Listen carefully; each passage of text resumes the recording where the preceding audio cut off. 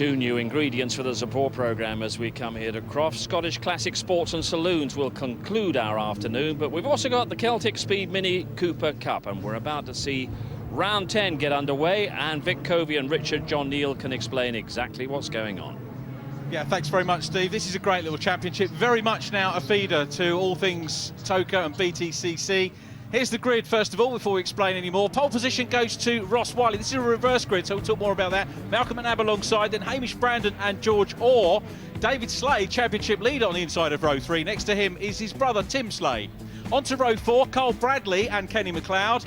Then it's Murray Muir and Guy Johnston, Chris Reed in 29, and ladies pole sitter and ladies championship leader Elaine Marshall. Then it's Lewis Grant, Fiona Wallace, second in the ladies championship on the outside of row 7. Then Scott McKenzie and William Smith, Emma Bruce on row 9, John Finlayson on her outside. Then it's Alex Bruce and some quick guys at the back due to non-finishes yesterday. Steve Clark, Jake Giddings, and yes, you do know that name, Mikey Falconer, Kenny Brewster and Stephen Brewster off the back of the grid. I think sadly we're missing Guy Johnston in 22. It's his big moment to have a live TV race, and the car expired on the back straight, so hard lines to Guy. We wish him well and hope that he'll be back out in the next round of the championship, back at Knockhill of course, and these cars will be back with us Knockhill soon. Lights on then, Ross Wiley in blue on his outside. It's Malcolm McNabb in car number 4 who gets away well. So too from row 2 does the red car of George Orr, new driver into the championship as they come down into Clervaux for the first time. There is Tim Slade pulling to the right. Hamish Brandon gets turned around. The Panda car goes off onto the grass. George Orr's trying to come up the inside. They're going into Hawthorns the first time, and as they did their last away round at Alton Park, it's Malcolm McNabb that leads them around. I'm delighted to welcome Vic Covey into the box to join us. Vic, that was a fairly typically frenetic Scottish Mini Cooper Cup start. Absolutely, Richard. The chances of all the cars getting through the first corner was pretty remote. Poor Hamish has been turned around into the infield.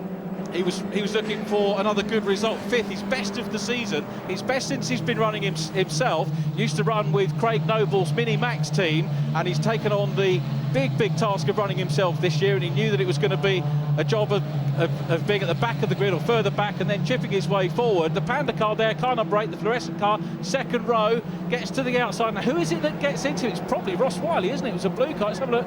Ross in the 15 car. Let's have a look. Yeah, that's yes, Ross it Wiley. is. Oh, now Ross is looking at Carrera Cup for next year, and he's a top young karter, 20 years of age, a newcomer into the championship this year. Well, the Pandemonium car getting a bit of coverage, wasn't his fault.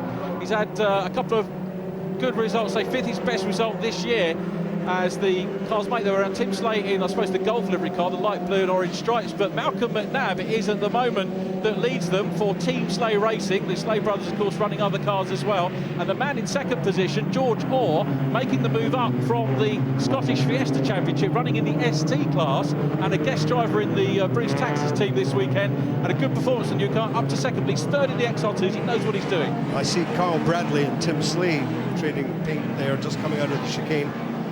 Carl did phenomenally well yesterday, winning on his return to the Scottish Minis. Yeah, you're absolutely right. He raced a few years back, took a race win at Kirkeston when we visited there, and regular viewers to the show will know that he raced in the Clio Cup going back as well. And this car, the car, when we get to see Carl Bradley in the 12 car, won yesterday's race. The car was actually just a bare shell on Tuesday night, and he built it up, brought it up here on Thursday, and he absolutely flew around. So he has got experience. He's running in the National Mini Cup as well, the Mini Challenge, and runs teams in there for coastal racing. So running real well. There he is at the moment, trying to put Tim Slade, the number 3 car, under pressure. But as you said, Carl Bradley was newcomers champion a few years back in this. He certainly was, and Carl over the years has proved he's one of the fastest one-make drivers in Britain, actually, in all the classes he's been involved in. So I wasn't surprised to see him do so well yesterday. Talking to him this morning, he looks like he's even going to come out and contest the Knockhill TOCA round, which would be fantastic to see him up there. That would be really good. And one of the drivers that he's running is Lee Patterson, or Les Patterson as we called him, running Clio's and Genesis. There's the ladies championship leader there, Elaine Marshall in white and yellow. So Elaine Marshall running well. Now you're going to see Elaine's dad racing later on in the Scottish Classic Sports and Saloons. He's currently joint championship leader in that, and Elaine's come in the there's number 19 is Kenny Brewster. Sorry, Stephen Brewster. But Elaine Marshall's the yellow and white one. We try and pick out. Now down behind her, there is the 21 car just coming through shot now. Now Elaine Marshall leading the Ladies' Cup, I think, at the moment, ahead of Wee Fee, Fiona Wallace, who's down in 17th place, just a couple of positions behind. But Elaine Marshall up in 10th position when they crossed the line last time. Up across the line they go again. Elaine's still in 10th place, so great result for her. Absolutely, and the championship is really unique in Britain. There's no other championship with 5 registered lady competitors. So to have that quality of girl racers, terrific. And it's introducing them, isn't it, to the motor racing scene, gives them a chance to compete amongst themselves. Absolutely. I mean, these cars are, you've got to remember, they're not out-and-out race cars, they're built around road saloons, but they're reasonably quick and give all of these kids a real chance to test some of the circuits and learn their craft. It very much is, you could say, junior touring car championship. Now the car coming up on the inside is the man who set pole position in yesterday's qualifying. That's Kenny Brewster, front runner. Now because he non-finished yesterday, he's starting right at the back of the field. So the grid that we had, the grid we started with, is a balloted reverse grid, something you introduced when you were championship coordinator. And it means that really we're mirroring the touring car format. Well, the whole ethos of this championship, Richard, was to mimic what is being done with touring cars. And you're right. And we've had the contact. We've had the contact. We do the reverse grids. And we try and make the thing just as sexy as touring cars are in its own way. It's a fantastic championship, and if you get 2 guys, I don't think anyone's ever done the treble of all 3 races, because the reverse grid really does throw a spanner in the works. And this one, say, Ross Wiley coming out with pole position. Still Malcolm McNabb out front from George Orr, and in 3rd place it's Ross Wiley in 3rd. So we've actually got 3 newcomers, 1st, 2nd and 3rd, first-year drivers, and that's what this championship's all about. These first-year drivers coming in, 1st, 2nd and 3rd. 4th place is David Slay, the reigning champion. Keep your eyes open for the silver car of David. In fact, as he goes up across the line, it is David 3rd now. Yeah, it's not surprising to see both David and Tim making their way up the field. Both are really talented drivers, and both right at the sharp end of the championship. And they have the advantage of having done it for a year or 2 before. Yeah, they've got the experience. So when we look at the timing screen, the newcomers class, very important, because probably getting on for 50% of the field in their first year of racing in the championship. So that has to be recognised in a separate class, the class led by Steve Clark, who again started on the front row yesterday. From the very back of the grid, Steve's up into 9th place. He's a green livery car if we get the chance to see him at the moment. So he's working his way through. He on a first visit to Alton Park just a couple of rounds ago, and we'll see him go through shot very shortly. Maybe at the back of this pack, took a fastest lap at Alton Park, which was absolutely cracking for him, and put it on the front row here as well. There's a couple of guys, Richard. Stephen Clark's a classic example of last season he was quick, but he was learning. Yeah. This year he's got seriously quick and he's starting to put results together. The same could be said of Kenny McLeod in the Grand Prix Adventures Mini.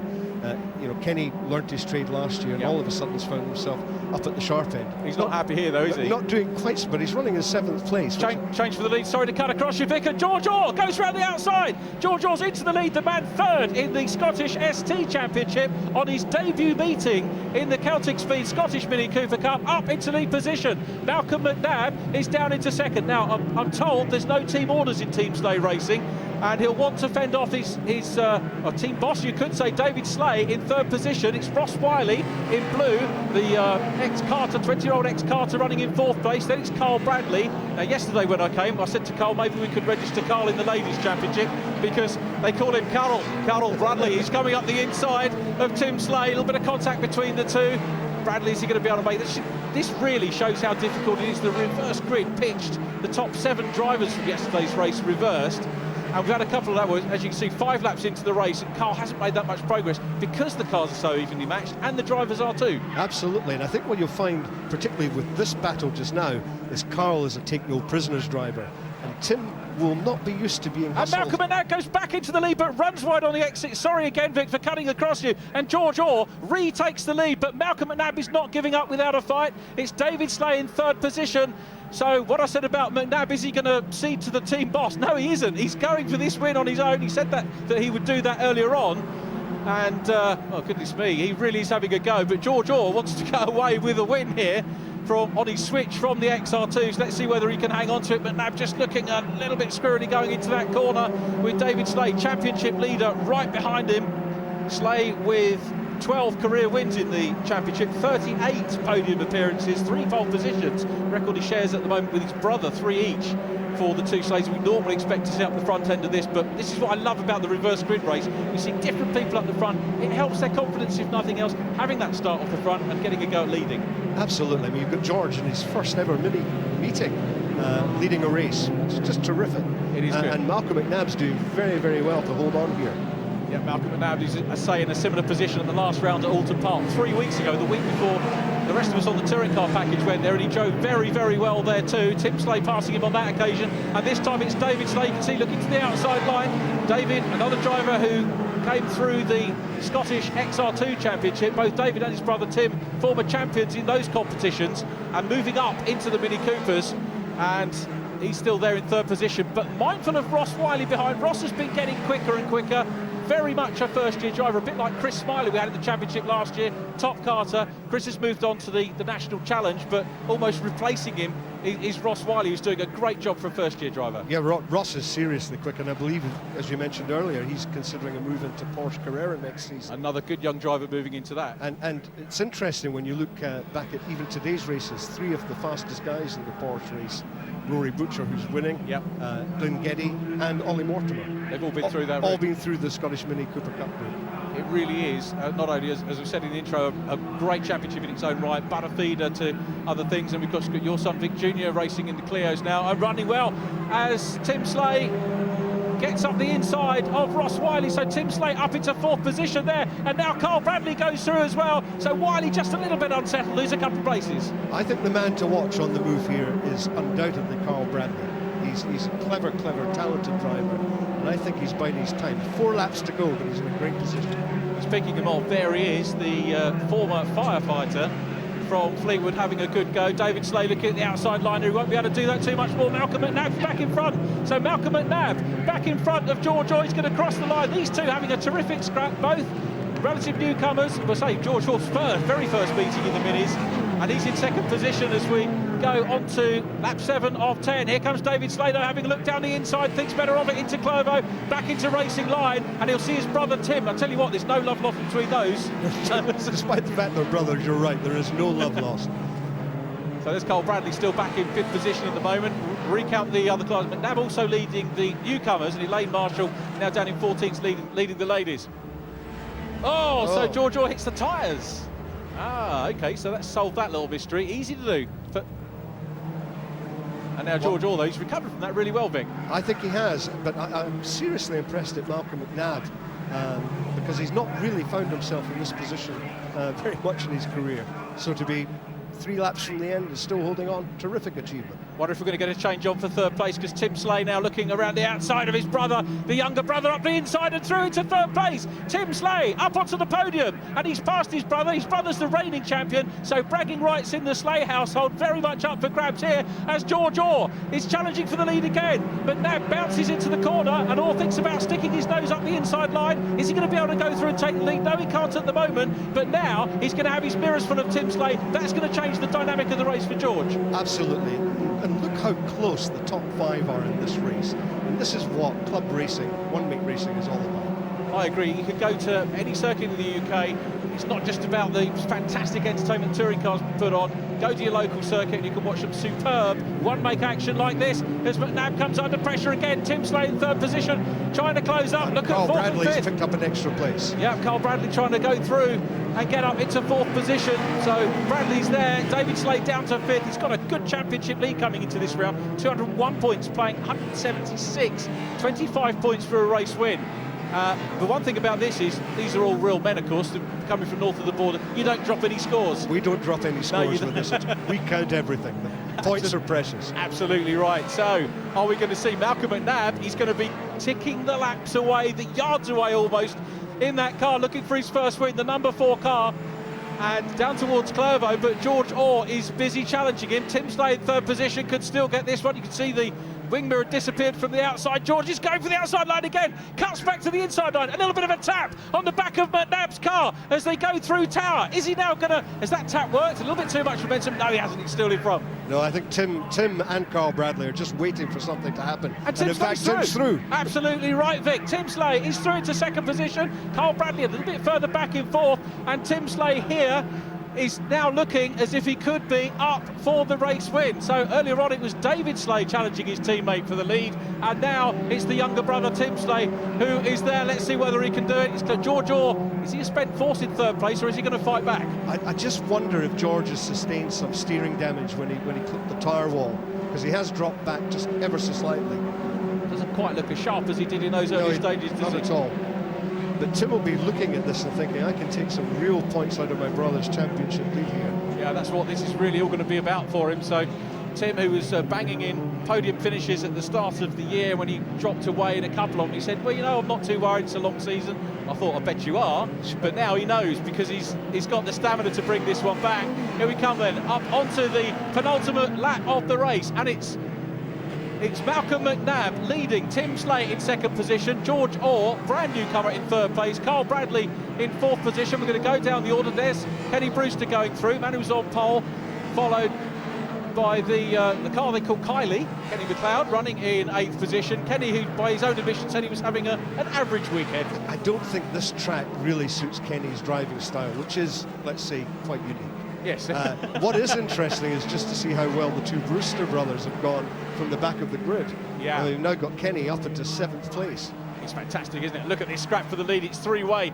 George Orr is responding and sensing the fact that if Tim Slade does the wrong move for the lead, he might be able to nip back into second and possibly into the lead. Carl Bradley is closing in as well. Bradley, incidentally, with the fastest lap back on lap 4, 1 minute 43.784. That's faster than Kenny Brewster's fastest lap yesterday, so that's the record for him. But here comes Orr, challenging for second place all over the back of Slade. Slade gets into drift mode and slices it down the inside, looking at the inside of Malcolm, and that was a good hold from Tim Slade. Very talented racer is Tim Slade. I asked him what's he going to do next. I guess ideally the Slade boys would be looking at something like Vic Jr. did, going into Clio's. Oh, Lewis Grant off out of it. That's a shame, that immaculate Apex Tubulars car out of contention at the moment. But of course the big thing for Tim and the boys is that if they go into anything, is they all run their own bits, all work hard, take a lot more time off to be able to move on. Well, we've certainly found with Ronnie Kloss, Finlay Crocker and Vic Jr. Oh, for third place paddle bashing there between George Orr and David Slade. Up into third place, and again, apologies for cutting across, Vic. Into third place goes Carl Bradley, so Bradley's got a step on the podium now.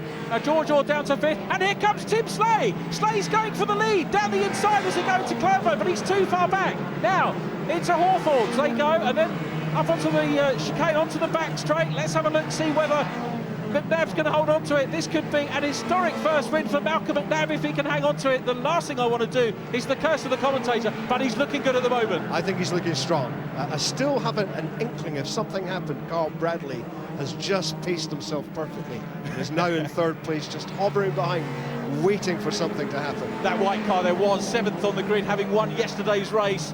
And there it is, that car that was just a bare shell, as we mentioned on Tuesday night. It's been put together, and he said it's cost him around about £6,000 to put that car together. You don't have to have a lot of money to come and race these cars.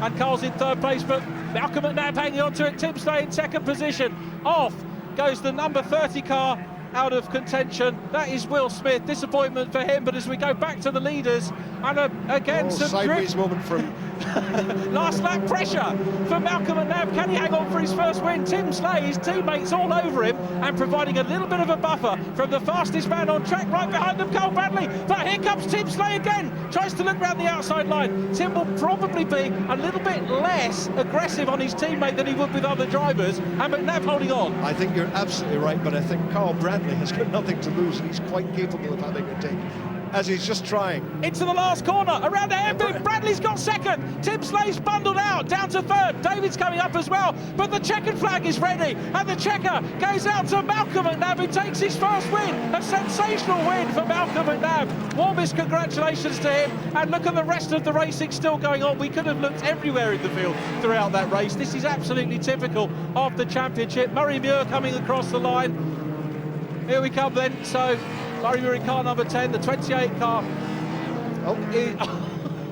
Still fighting, even down the field. Yeah, all absolutely going for it. I can tell you that Elaine Marshall has won the ladies' race again in 12th position. She extends her lead in the ladies' championship over Fiona Wallace, who's come home in 16th position. So the rest of them still coming through It's been an absolutely superb race, and of course we're guesting again at Knockhill after the break. Absolutely, and I mean these guys tend to put this kind of show on every time they race. It That's is what like, makes I it can special. vouch for that. I see every race, and it is absolutely superb racing that we see, racing, race out. So disappointment for William Smith, started down towards the back of the grid in 16th position, but Malcolm McNabb it is, and I'll tell you what, Steve Ryder was watching that with us in the studio and saying that Malcolm's taken his first win, and there's the warm applause, as I say, not just from the pit wall, but it's going to be, the congratulations are going to go right the way through the paddock. It's a good friendly paddock. Malcolm will be absolutely thrilled, and a lot of people will be actually thrilled for him. In the championship, we're always thrilled when somebody wins for the first time. It's a great day for Malcolm, and particularly in front of the cameras. It's fantastic, isn't it? Brilliant. And he's done it from the reverse grid, and his next target, of course, will be to take a win from the front. So Malcolm McNabb for Team Slay Racing it is that takes it, the Athena Management car that takes the win. What better race to do it? Here's the result then. Round 10 of the Celtic Speed Scottish Mini Cooper Cup. Malcolm McNabb wins. Carl Bradley in second position from Tim Slay. David Slay in fourth place. Then George Orr fifth from Ross Wiley. Kenny Brewster seventh. Great drive from the back of the field for Kenny. Kenny McLeod in eighth from Steve Brewster. Kyle Reid in 10th position. 11th place goes to Chris Reid. 12th is Elaine Marshall. She wins the Ladies Championship race. Then Hamish Brandon and Murray Muir. Scott McKenzie 15th from Mikey Faulkner. Fiona Wallace second in the ladies. Jake Giddings from the Clio Championship. We didn't talk about him. He was 18th. Emma Bruce third in the ladies. And 20th, John Finlayson. So there we are. We're going to take a little bit of a breather. Well deserved, I think, after that. Join us after the break for reaction from the Celtic Speed Scottish Mini Cooper Cup.